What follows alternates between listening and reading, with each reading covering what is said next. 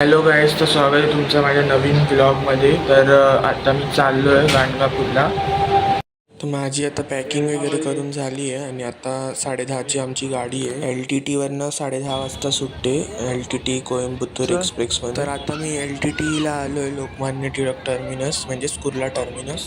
तर तुम्हाला पण कधी इकडे यायचं असेल तर तुम्ही टिळकनगर स्टेशनवरनं पण येऊ शकता. आपल्या हार्बर लँडला टिळकनगर म्हणून स्टेशन आहे, तिथून 5-10 मिनटात चालत येऊ शकतात किंवा कुर्ल्याला उतरून तिकडून पण रिक्षा वगैरे करून येऊ शकतात. तर मला काय जास्त लांब नव्हतं, त्यामुळे मी लगेचच आलो इथे आणि आपली गाडी पण बहुतेक लागली आहे.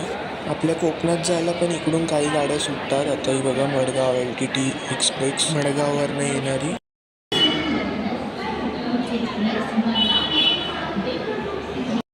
आमची गाडी आता 4 नंबरला लागली आणि मी पण चाललो आता. ते ही कोणती तरी बनारसला जाणारी एक्सप्रेस लागली आहे. आपली गाडी आहे खाली लागली. ही आपली गाडी आणि गाडी लागलेली आहे, तर आपण जाऊन बघू. तर या एक्सप्रेसने आपण आता चाललो आहे LTT कोइंबतूर एक्सप्रेस. मला ह्याचं तिकीट किती पडलं इथून गाणगापूरला जायचं तर ते पण मी तुम्हाला व्हिडिओमध्ये पुढे सांगेन. माझे मम्मी पप्पा मला स्टेशनला सोडायला आले, तर मी आता मामासोबत चाललो आहे. तर फायनली आता आपली गाडी सुटली आहे आणि बघा पप्पा बाय पण करते ते.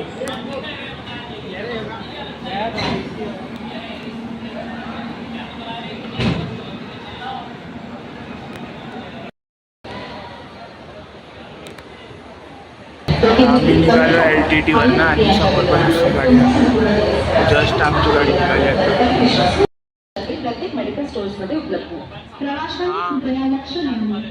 तर हे आमचे सीट आहेत, सगळे विंडो सीट आलेले यावेळेला. हे 2 विंडो आणि त्या साईडची 1 विंडो आहे. पण आता हे लोकांची पूर्ण फॅमिली आली आणि बोलतात जरा ॲडजस्ट करायला, कारण यांचे दुसऱ्या डब्यात, त्यामुळे आम्ही आता मागच्या डब्यात आलो आहे. इथे एकच विंडो आहे. तर आता आम्ही कर्जतला उतरलो आहे, म्हणजे असंच उतरलो आहे. हे बघा कर्जत, आणि तिकडे इंजिन लागते मागे गाडीला.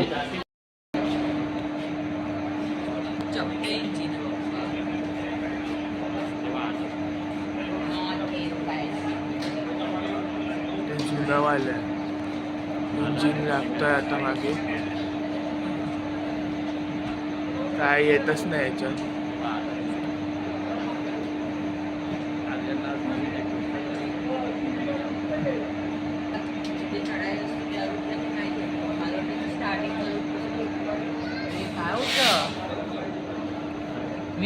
तर रात्री तर मी काय जास्त शूटिंग केलं नाही, कारण बाहेर पूर्ण काळोख होता. तर आता आपण आलो आहे अक्कलकोटच्या जवळपास आहे आपली ट्रेन. आता अक्कलकोटला तर स्टॉप नाही आहे, पण त्याच्या पुढे काहीतरी दुधनी म्हणून स्टॉप आहे. दुधनी रेल्वे स्टेशनच्या इथे आलो आहे आणि इथून आता अर्ध्या तासाने आपलं गाणगापूर रेल्वे स्टेशन. तर मी आता तिकीटचा स्क्रीनशॉट लावतो इथे. तर आमचे तिघांचे 975 रुपये झाले, तर एका स्लीपर क्लासचं 325 रुपये. आता आपण आलो आहे गाणगापूर स्टेशनला. तर ही ट्रेन आता पुढे कोइंबतूरपर्यंत जाते आणि बरेच लोक इथे उतरले आहेत गाणगापूरला. तुम्हाला पण दिसत असेल गर्दी. तर आता आम्ही उतरलो आहे या गाडीतनं गाणगापूरला आणि पूर्ण 1 तास लेट आहे ट्रेन. हे गाणगापूर स्टेशन आणि आता आम्ही चाललो गाणगापूर डिपोला. इथून आपल्याला जायला रिक्षा, टॅक्सी वगैरे पण अवेलेबल आहेत, पण आता आम्ही पहिला बस बघतोय की बस आहे की नाही ते. तर इकडे कर्नाटक स्टेटच्या बसेस असतात, पण लिमिटेड असतात गाणगापूरला जाणारे. तर आता एक बस लागली आहे, आपण बघूया कोणती बस आहे ती.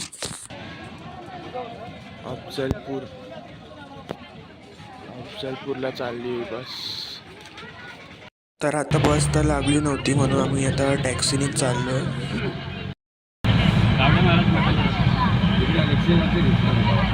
तर आता आपण गाणगापूरच्या इथे एंटर होतोय. तर ही कमानी दिसत असेल तुम्हाला, तर ही गाणगापूरची, म्हणजे इथून एंट्री चालू होते, इथून गाणगापूर चालू होतं.